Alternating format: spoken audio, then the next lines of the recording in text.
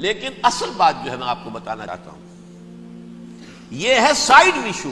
اصل ایشو ہے فلسطین کا جو شروع ہونے والا ہے. بھٹی دہکے گی وہاں. ظاہر بات ہے کہ اگر کوئی بہت بڑا اقدام ہو جاتا ہے فلسطینیوں کے خلاف، اور اگر واقعتاً مسجد اقصیٰ اور قبۃ الصخرہ گرا دیے جاتے ہیں، جو طوفان اٹھے گا عالم عرب میں، یہ حسنی مبارک ہو یا شاہ خالد ہو یا کوئی اور ہو، یہ نہیں روک سکتے اس طوفان کو. نوجوان خون اٹھے گا، غیرت اور جو بھی حمیت ہے. مسلمان ان پڑھ سے ان پڑھ اور بالکل بے دین، وہ بھی مسجد کی حرمت پر کٹ مرنے کو تیار ہو جاتا ہے. مسجد تو بنا دی شب بھر میں ایمان کی حرارت والوں نے، من اپنا پرانا پاپی ہے، برسوں میں نماز ہی بننا سکا. وہ چاہے کانپور کی مسجد سے مسلمانوں نے جانے دی ہے، چاہے وہ شہید گنج کی مسجد تھی مسلمانوں نے جانے دی ہے، چاہے نماز نہ پڑھتے ہو. لیکن یہ جو حرمت اور یہ جو حمیت اور یہ غیرت ہے، اس سے جو طوفان اٹھے گا یہ ہوگا اس ملحمۃ العظما، اس کی طرف پیش رفت ہو رہی. کتاب الملاحم سے احادیث کے حوالے سے کہ جن جنگوں کا حوالہ دیا حضور نے، پیشن گوئی کی ہے، اس کا نقطہ آغاز تھا خلیج کی جنگ. صدام حسین نے اسے کہا تھا یہ مدر آف وارز ہے، ام المحارب، یہ ایک جنگ نہیں ہے. اس کا نقشہ بھی حدیث میں موجود ہے، پیشن گوئی موجود تھی، اس وقت بھی ہم نے شائع کی تھی. لیکن اس میں جو جنگ اب ہونے والی وہ الملحمۃ العظما. ملحمہ کسے کہتے ہیں؟ لحم گوشت کو کہتے ہیں، اور قصائی کی دکان کو عربی میں ملحم کہتے ہیں، جہاں گوشت کے ٹکڑے کیے جاتے ہیں.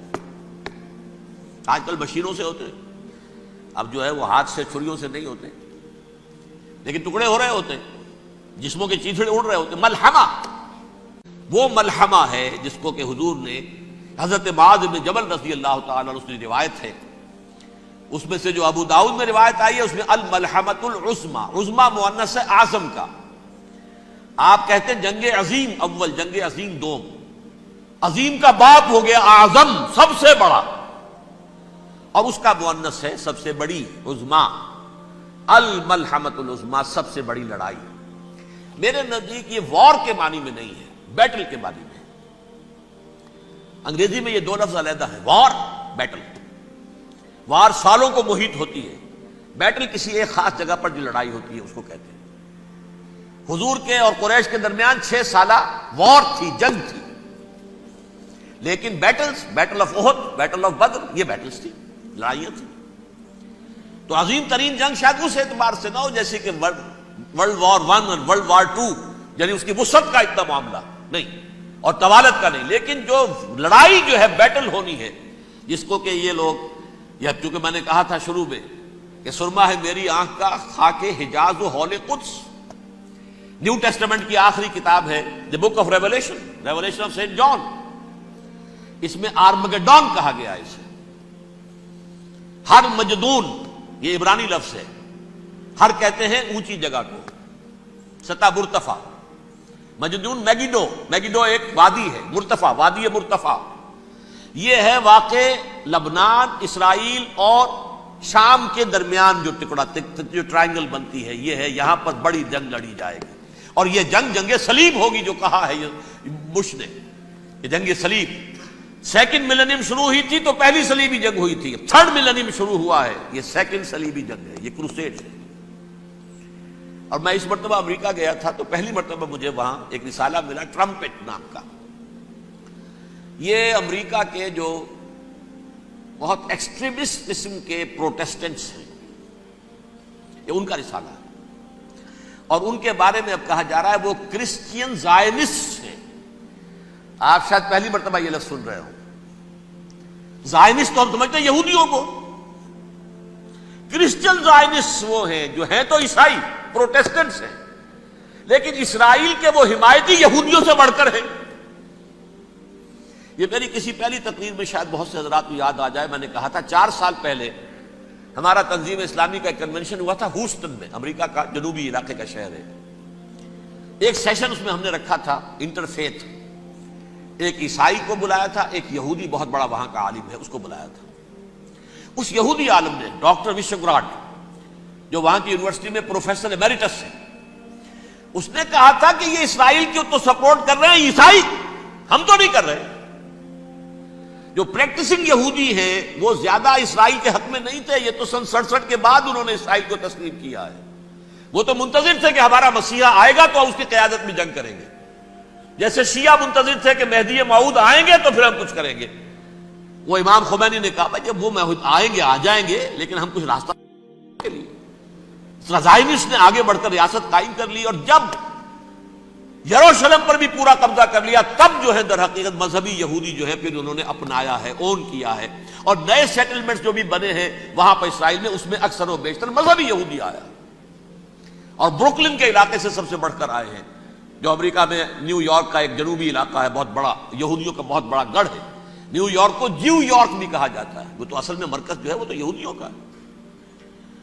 اس حوالے سے وہاں پر جو کرسچن زائنسٹ کہلاتے ہیں وہ اسرائیل کے یہودیوں سے بھی بڑھ کر کہیں سپورٹر ہیں۔ بہرحال اس دوسری صلیبی جنگ کا معاملہ جو میں کہہ رہا تھا، ٹرمپٹ نامی رسالہ، اس کا ایک مضمون ہے دی لاسٹ کروسیڈ۔ اب یہ آخری کروسیڈ ہے جو شروع ہونے والا ہے۔ میں تو حیران ہوں کس قدر کھل کے وہ باتیں کرتے ہیں۔ رومن کیتھولکس کو وہ کہتے ہیں کہ یہ شیطان ہے، یہ پوپ شیطان ہے، یہ یورپ کو اس نے جمع کیا ہے کرسچینٹی کی بنیاد پر، اور اس میں زیادہ تر کیتھولکس ہیں۔ آپ کو معلوم ہے برطانیہ بڑی مشکل سے شامل ہوا ان کے ساتھ، اس لیے کہ وہ پروٹیسٹنٹس کا سردار تھا، ابھی پوری طرح نہیں ہے۔ یورپ جو ہے وہ رومن امپائر دوبارہ یہ کھڑی کر رہا ہے، اور در حقیقت یہ جو ہے یہودیوں سے بھی چھیننا چاہتے ہیں اسرائیل کو اور فلسطین کو، اور مسلمانوں سے بھی، اور یہ وہی کروسیڈ جو تھے اربن ثانی کے، اس کی تیاری کر رہے ہیں تاکہ وہاں پر عیسائی حکومت قائم ہو جائے، کیتھولکس کی، پوپ کی حکومت قائم ہو جائے، جیسے ایسٹ تیمور میں کر دی ہے۔ ایسٹ تیمور میں کون سی حکومت بنی ہے؟ رومن کیتھولک، رومن کیتھولک اسرائیل میں بنے، تاکہ یہ سارے مقامات مقدسہ جہاں اسرائیل پیدا ہوئے، بیت حضرت مسیح پیدا ہوا، بیت لحم کہاں ہے؟ وہی ہے کہ نہیں؟ جہاں سے ریزریکشن ہوا ان کے خیال میں وہ کہاں ہے؟ وہیں پر ہے کہ نہیں؟ بڑے بڑے گرجے ان کے وہی ہیں۔ تو اس اعتبار سے ان کا کہنا یہ ہے یہ لاسٹ کروسیڈ کی تیاری ہو رہی ہے، یہ کیفور، اور ان کا کہنا یہ ہے کہ یہ پوری طاقت نیٹو کی جو ہے، یہ پہلے جرمنی سے لائی گئی بوسنیا، انہوں نے خود وہاں جنگ کروائی، انہوں نے خود وہاں پر ایتھنک کلینسنگ کروائی، پھر خود مصالحت کے لیے آ گئے، پھر کوسوو میں انہوں نے خود آگ بھڑکائی۔ یہ میں نہیں کہہ رہا، یہ وہ ٹرمپٹ رسالہ امریکہ سے چھپنے والا پروٹیسٹنٹس کا رسالہ ہے جو یہ کہہ رہا ہے۔ پھر انہوں نے کوسوو کے اندر کروایا، اور پھر وہ وہاں پر پیس فورس کی حیثیت سے آ گئے۔ اب وہ میسیڈونیا میں کروا رہے ہیں اور وہاں داخل ہو گئے ہیں۔ اگلا قدم ان کا سائپرس ہوگا، سائپرس میں ترکوں کو اور وہ گریکس کو لڑائیں گے اور وہاں آ جائیں گے، وہاں سے ایک چھلانگ لگائیں گے اور یہ فلسطین میں پہنچیں گے، اور یہ وہاں پر ایک رومن امپائر، اپنی پرانی رومن امپائر کی طرح کی رومن کیتھولک ریاست قائم کرنا چاہتے ہیں۔ تو وہاں امریکہ کے عیسائیوں میں بھی کوئی ایک طبقہ نہیں ہے، کیتھولکس بھی ہے، کیتھولکس زیادہ نہیں ہے ہمدرد، لیکن اب تابع ہو چکے ہیں۔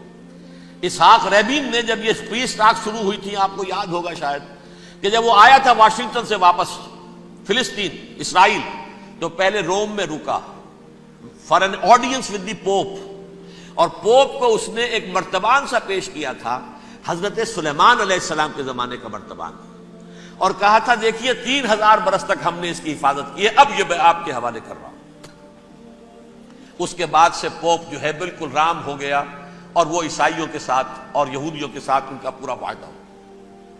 اب پورا عیسائی ورلڈ جو ہے بحثیت مجموعی یہودیوں کے شکنجے میں ہے۔ البتہ ان کے اندر بھی جھگڑے ہیں، جو وہاں پر وائٹ کرسچن ملیشیاز ہیں وہ ایکسٹریمسٹ ہیں کیتھولکس، ان کے نزدیک دشمن نمبر 1 یہودی، دشمن نمبر 2 مسلمان، دشمن نمبر 3 جو یورپ میں کالے ہیں، ایفرو امریکن، چاہے وہ عیسائی ہو گئے ہوں، کوئی بھی ہو، یہ 3 دشمن ہیں جن سے انہوں نے کلینز کرنا ہے، صاف کرنا ہے ان کے خیال کے مطابق امریکہ کی سوسائٹی کو، اولاً یہود، پھر مسلمان، اور پھر یہ جو کالے ہیں۔ لیکن دوسری طرف پروٹیسٹنٹس کے اندر ایکسٹریمسٹ وہ ہیں جنہیں کہا جا رہا ہے یہ کرسچین زائنسٹ ہیں، یہ اسرائیل کے، اسرائیل سے بڑھ کر سپورٹرز ہیں۔ بہرحال یہ اب جنگ ہوگی، اس کا نتیجہ کیا نکلے گا یہ تو اللہ ہی جانتا ہے۔ اب میں آخری بات کی طرف آ رہا ہوں۔ آخری نتیجہ تو جو بھی کچھ اپس اینڈ ڈاؤنز آئیں گے، تلک الایام نداولها بین الناس. آخری نتیجہ ڈراپ سین وہ یہ ہوگا کہ اللہ کے دین کا بول بالا ہوگا اور پوری دنیا پر محمد کے لائے ہوئے دین صلی اللہ علیہ وسلم کی حکومت قائم ہوگی. وہ گویا قیامت کی تمہید ہوگی، اس کے بعد بس قیامت آئے گی، کیونکہ مقصد کائنات، تخلیق کائنات پورا ہو جائے گا. پوری مخلوقات کے اندر مقصد تخلیق، کلائمیکس آف کریشن محمد الرسول اللہ صلی اللہ علیہ وسلم. دین کی تکمیل محمد الرسول اللہ صلی اللہ علیہ وسلم. اور اس خلافت عرضی کے لیے جو حضرت آدم کو خلافت دی گئی تھی، جب اس میں وہ خلافت پوری دنیا پر قائم ہو جائے گی، اس کا مقصد پورا ہو جائے گا. And that will be the beginning of the end. اس کے بعد قیامت ہے. آخری نتیجہ تو یہ نکلنا ہے. اس سے پہلے سزائیں ہمیں بھی مل رہی ہیں. اور یہاں میں کانٹے کی بات جو چھوڑ گیا تھا اس کو بیان کر دوں. اللہ نے اس مغضوب علیہم قوم کو، اس ملعون قوم کو کیوں اب تک چھوٹ دیے رکھی؟ میں بتا چکا ہوں یہ بڑے عذاب کے مستحق ہو چکے تھے حضرت عیسیٰ علیہ السلام کے زمانے میں. چھوٹ دی ہے ابھی تک ہے، بلکہ ایک مرتبہ ابھارا ہے. 1900 برس کے بعد ابھرے ہیں یہ. بالفور ڈیکلریشن 1917، سن 70 عیسوی کے بعد، تقریباً 1900 برس، 1850 برس تو ہے کم سے کم. پھر creation of Israel 1948، 1967 extension of Israel, یروشلم پر قبضہ. یہ سارا جو ہے کیوں ہے؟ اللہ تعالیٰ اس خیر امت محمد صلی اللہ علیہ وسلم، اس کے بہترین حصے کو سزا ان ملعونوں کے ہاتھوں دے رہا ہے. کیوں؟ جو جرم انہوں نے کیا تھا وہی ہم نے کیا. انہوں نے اللہ کی کتاب کو پیٹھ کے پیچھے پھینکا. نبذ فریق من الذین اوتوا الکتاب کتاب اللہ وراء ظہورہم. ہم نے اپنی پیٹھوں کے پیچھے پھینکا کہ نہیں؟ کولونیل رول سے آزاد ہوئے، کہیں اسلامی قانون نافذ کیا، کہیں اسلامی نظام قائم کیا. تو جو جرم ان کا تھا وہی ہمارا ہے. آخری خاتمہ ہونا ہے یہود کا حضرت مسیح علیہ السلام کے ہاتھوں. وہ عذاب جو 2000 برس تک ان سے ٹلا رہا وہ آئے گا، اور ان کے رسول ہی کے ہاتھوں آئے گا. لیکن اس سے پہلے مسلمانوں پر یہ عذاب آ رہا ہے. ہولوکاسٹ کے درجے کا عذاب آ رہا ہے. البتہ ہم پاکستانی اس میں یوں سمجھ لیجئے کہ وہ تو خبریں موجود ہیں احادیث میں، وہاں تو جو ہونا ہے.